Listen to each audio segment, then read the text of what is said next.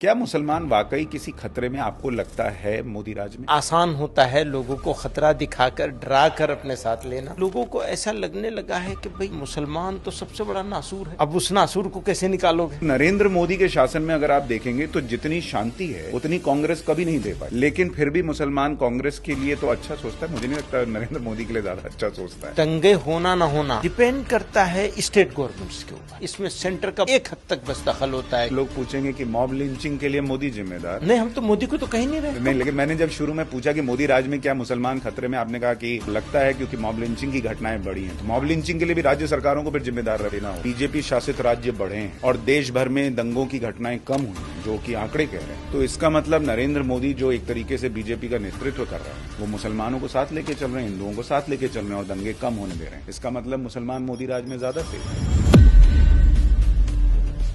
हो सकता है। नुपुर शर्मा का केस हुआ, उसी दौरान अगर आप देखेंगे बहुत सारे लोग शिवलिंग का मजाक उड़ा रहे हैं। उनको भी सजा होनी चाहिए। नुपुर शर्मा पे तो एक्शन हो गया, लेकिन नुपुर शर्मा के साथ उसी डिबेट में एक और व्यक्ति बैठे, उनको भी होना चाहिए। लेकिन वो व्यक्ति तो डिबेट घूम रहे हैं। भैया ये मेरा काम है एक्शन लेना, ये एक्शन लेना तो एजेंसीज का काम है। असदुद्दीन ओवैसी कह देते हैं कि मोदी योगी हमेशा नहीं रहेंगे, वो चले जाएंगे मठ में, वो चले जाएंगे गुफा में, उसके बाद तुम्हें कौन बचाएगा। क्या ये सुनकर कोई भी आदमी ये नहीं सोचेगा कि इनका क्या प्लान है भाई? तो रजाकारों ने यही सब तो किया था। अगर आप ये कहेंगे कि स्पेशल कंडीशन अगर हो तो सारे के लिए, हिंदू के लिए भी कर दो, मैं तो यही कहूंगा। तो फिर पॉपुलेशन बढ़ेगी ना? नहीं बढ़ेगी, वो तो हिंदू की भी बढ़ेगी। यही तो गलत बात है ना। नहीं मतलब बढ़ेगी। शादी करेंगे लेकिन बच्चा नहीं करेंगे, ऐसा कैसे भाई होगा? कितना भी बच्चा कर ले। हमारे साथ एक एग्रीमेंट हुआ है, हमने एक एग्रीमेंट के तहत इंडिया को चूज किया है, तो संविधान बना है। नहीं, अब मुझे इस पे आपत्ति। हमारे साथ कौन सा एग्रीमेंट हुआ मुसलमान? हम संविधान को एक एग्रीमेंट समझते हैं। 1947 में तो संविधान बना ही नहीं था, तो आपने कौन सा एग्रीमेंट किया था?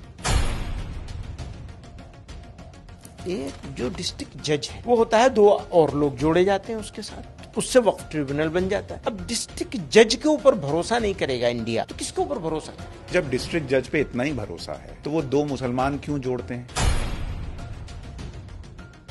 कि मुसलमान को हर चीज अलग मिली क्यों है और उसको वो रखनी क्यों है? भाई वो खुद कहे, भाई सब सारे लोग जिस तरह से केस लड़ रहे हैं हम भी लड़ेंगे, हमको वक्फ ट्रिब्यूनल नहीं चाहिए, हटाओ इसको। कि हमारे लिए स्पेशल होना चाहिए, हम कमजोर हैं। कैसे? सोल्यूशन थोड़ी हुआ कि हम 4 शादी नहीं छोड़ेंगे, तुम सब 4 शादी शुरू कर दो। हम 3 तलाक नहीं छोड़ेंगे, तुम सब 3 तलाक शुरू कर दो। हम जो है वो वक्फ ट्रिब्यूनल नहीं छोड़ेंगे, बाकी सबका भी ट्रिब्यूनल बना दो। ऐसा सेक्युलर देश जो है, क्या उसमें ये व्यवस्था हो सकती है? जो आपके व्यूअर्स हैं उनको लगेगा हाँ भाई आपने बहुत अच्छा सवाल किया है। एक ऐसी कौम जो इतनी पिछड़ी और गरीब है, वो इतनी जमीन कैसे दान कर रही है इस देश में? कैसे कर रही है आप बताइए। अरे मैं कैसे बताऊं? मेरा कॉन्टेक्स्ट देश का है, आपका कॉन्टेक्स्ट आप मुझे लग रहा है मुसलमान के हिसाब से सोच रहे हैं। मैं वक्फ के हिसाब से सोच रहा हूँ। तो वक्फ तो मुसलमानों के लिए ना, मेरे लिए नहीं, मेरे लिए नहीं है, आपके लिए है। जो एनआरसी आई नहीं उसका भी आनी चाहिए, आनी चाहिए। हाँ बिल्कुल आनी चाहिए। बिल्कुल अन्याय किया, न्याय नहीं किया, ये भी छोटा जुमला है। सही जुमला यही कि अन्याय किया। फिर भी मुसलमान तो वोट उन्हीं को देता है, मोदी को तो नहीं देगा। मोदी लेना नहीं चाहता। मुझे लगता है मुसलमान को थोड़ा बाबू शोना करने वाले लोग पसंद आते हैं, भले वो अन्याय कर रहे हैं। सर, दुनिया भर की इस्लामिक कंट्रीज में जो उनका हाईएस्ट सिविलियन अवार्ड है वो नरेंद्र मोदी को मिल जाता है, अपने यहाँ के मुसलमान का वोट नहीं मिलता है। इतना खराब है मोदी।